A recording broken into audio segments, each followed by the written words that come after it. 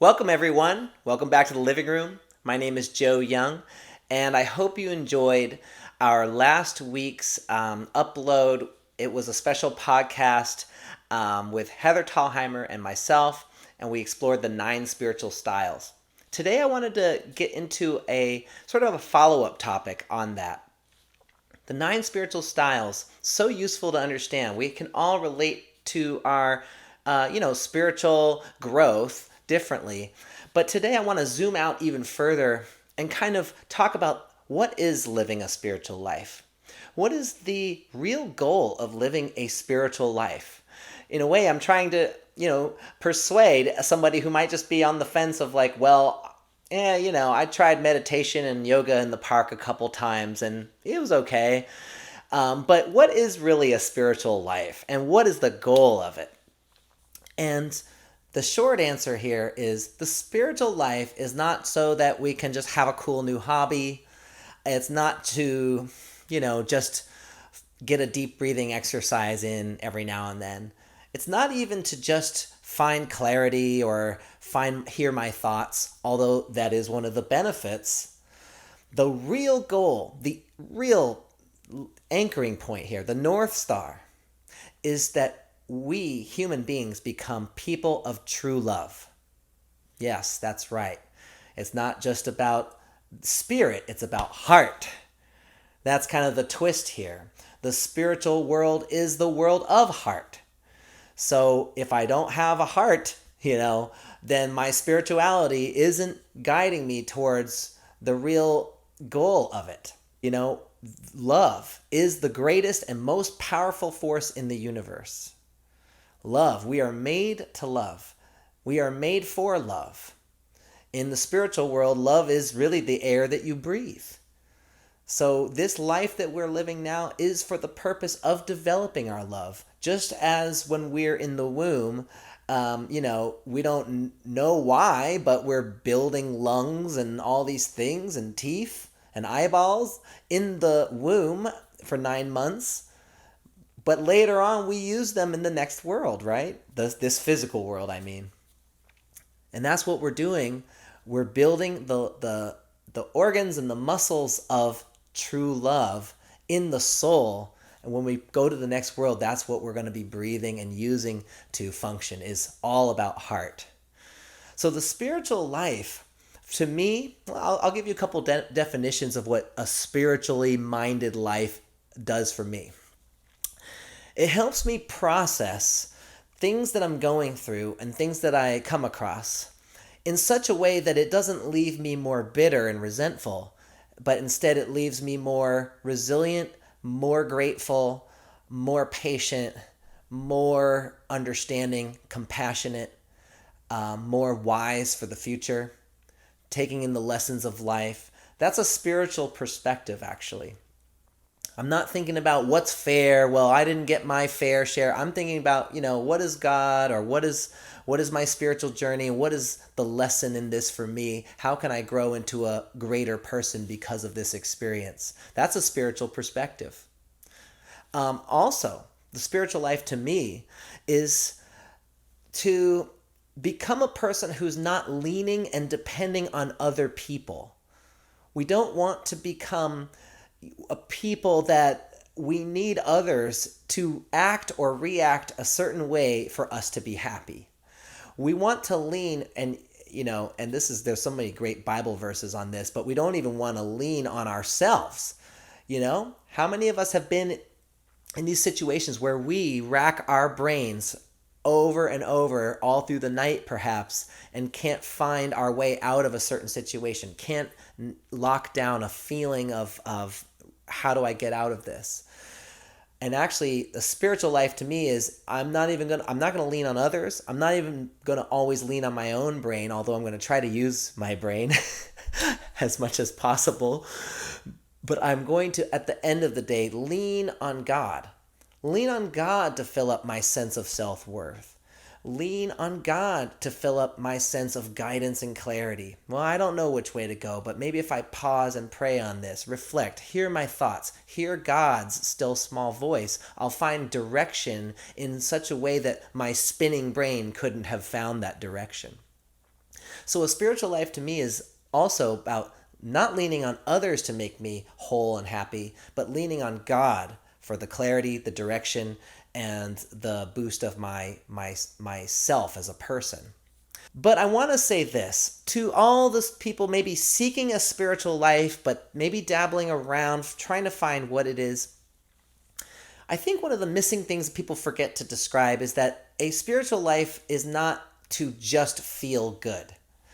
I think we often go to a spiritual practice, say meditation and otherwise, to feel good, maybe to feel less tension, to feel less anxiety. And actually, it has that benefit. It will reduce your stress. Meditation, for instance, prayer, for instance, even fasting, classic, very old school religious practice, thousands of years later, the science comes out about it and turns out, some benefits to this. But the goal of it is not to just feel good. The goal is to become people of true love. The reason it's not to feel good, and that's the end game. The reason is because if our goal in life is to feel good, it is very easy to get knocked off track by other distractions that make us temporarily feel good. There's lots of ways that Satan just really can just take you down with this one. He can put all kinds of substances in your body. You can put it in your body. Satan will introduce the idea to you, but you can do it. And those substances will make you feel good for a little while. There's all kinds of stuff on your phone that will make you feel good. Or sometimes when we're feeling so bad, we say to ourselves, well, feeling nothing is better than feeling this bad. So we numb out. And that's basically what most drugs and substances out there are doing.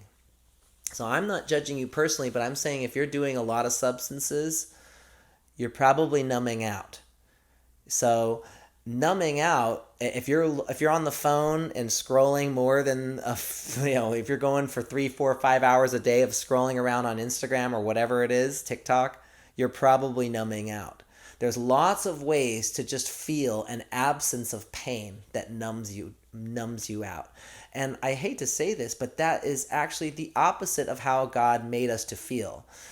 God made us to be beings of true love, which is actually a realm of heightened sensitivity. Can you imagine that? Heightened euphoria, heightened emotion, heightened. So when you see a movie on the Hallmark Channel, you might weep incredible waterfalls of tears because your emotions are just stronger. This cynical, numbed out world is not what we were meant to be. So the easy way out, going for the numbing, is kind of, I hate to say this, but sometimes I wonder if we are tempted to use spirituality in the same kind of way. Like, let me kind of escape the problems of my life and just feel kind of a nothingness for a little while. So I'm not judging anyone in particular. I don't know who's watching this, but this is coming to my mind today. Let's not use spirituality to numb and escape. Let's use it to deepen the heart so that we can really love people stronger, more unconditionally. Here's the real mic drop or the point of this message. The happiness and the desire that your soul yearns for, that thirst deep inside that you're trying to quench, is harmony and love with other people. So that's the real bottom line of this message, is harmony and love with others and with God is the real core joy and happiness that our souls actually secretly long for. And a quip kind of comes to my mind. If there was anything better than that, God would not have made us, right? If there was anything better, God could have done that on his own. But it just so happens that the most ecstasy, the most joy, the most thrill of being alive is to have harmony with another person, to have their heart in your heart. I love that E.E. Cummings poem. I carry your heart in my heart. That unity of two people, or you and God, or family to family. That is the thrill and the joy and the deep desire in each of us. You may not be conscious of it, but I assert and I propose that that is deeply embedded in the soul. We long for that harmony and unity and companionship with other people. And that's why God made us. We have been kind of a headache, big headache to God, yet he made us because he was seeking a partner, a true love partner, a divine partner. And that was going to be mankind. That is going to be mankind when we learn how to restore this world.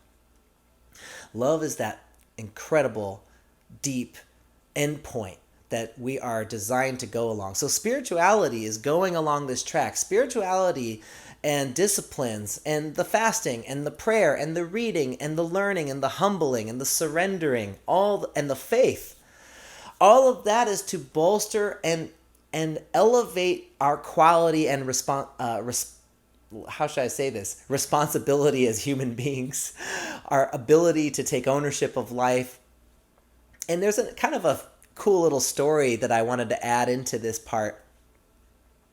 My brother-in-law, he had a job in a lab where they were creating the fluids for an organ transplant.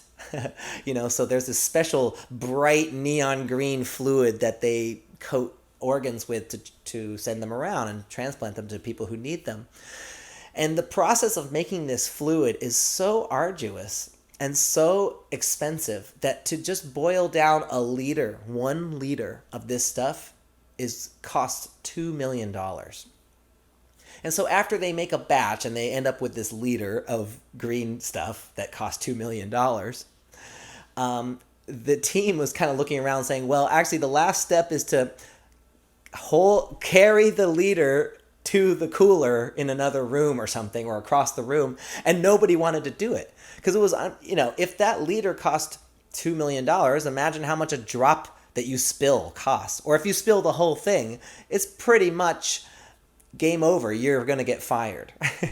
So to my brother-in-law's credit, he was the one sole person that volunteered, I'll carry the lime juice over to the cooler. But I think of that. I think more than $2 million worth is another person's heart, another person's emotions. And, just like that E. Cummings poem, when you're in love with somebody, you're carrying that heart. And you have to be it's very fragile. It's easy to hurt this person. So we have to become people of confidence, of resilience, of tremendous maturity to handle the heart, the realm of the heart. So, brothers and sisters, this is really the goal of being a spiritual person. Can we become people that can carry another person's heart with such care and such respect and reverence? In a way, I feel like I'm becoming a bearer of bad news with this message. I'm saying the real happiness of life is joy and harmony with others. But I'm full aware that harmony with others is not an easy thing. I mean, people are out there lying and betraying each other and hurting each other all the time. So I'm not saying this is an easy peasy thing. But I find that it's sobering. It's sobering. The goal, the reason I want to get healthy, not just spiritually, anything, I want to become youthful and physically able and financially stable and spiritually clear and mature and handle my emotions well. Those are all great. But the point of those journeys is so that you can enter the arena of a bigger journey, a journey with another person, a journey with others and with God. I don't want to enter the arena of a relationship needing them to act a certain way for me to be happy, needing to please them so that I can feel good about myself, needing for you to give me approval so I can feel good. No, I want to go into the relationship not with all the codependent stuff. I want to go into the arena of that relationship saying, hey, if there's a gap of disappointment in my heart about anything, I'm going to go to God and restore it and fill it up and heal. I'm going to come into the relationship powerful, willing, and ready to try to love unconditionally. Whew, that's a powerful person right there. And that's going to be a person that enjoys not just an easy life or a pain-free life. That's not what I'm promising. But that's going to be a person that enjoys a fulfilling and deeply satisfying feeling of connecting heart to heart with other people. So I hope I can sort of spell out some of the nuance about why I'm excited about having spirituality in my life. I want to be a person of true love. I want to feel the ecstasy of just being not just in love with my wife, but my kids, my coworkers, just really in harmony, in a groove with people. I think there's nothing more exciting than that. And I'll leave you with a Bible verse that kind of supports this whole idea. The famous passage, 1 Corinthians 13, love is patient, love is kind. Beautiful, probably perhaps most people's favorite passage in the Bible, right? One of them. But there's a little part in there that says, even if I have the gift of prophecy, even if my faith is so strong it can move mountains, which you got to pause on that, because look, if I met anybody that was so incredibly spiritual that they could move a mountain with just their faith, I would say, dude, you're the most spiritual person I've ever met, right? Look at what he says. Even if I have the gift of prophecy, even if I have the faith that can move mountains, but I don't have love, then I am nothing. I have nothing. So we should leave it right there. Spirituality is, the end game of spirituality is to become a person of true love. If you have love, then you have everything. Thanks so much, and we'll see you next time here on The Living Room. God bless.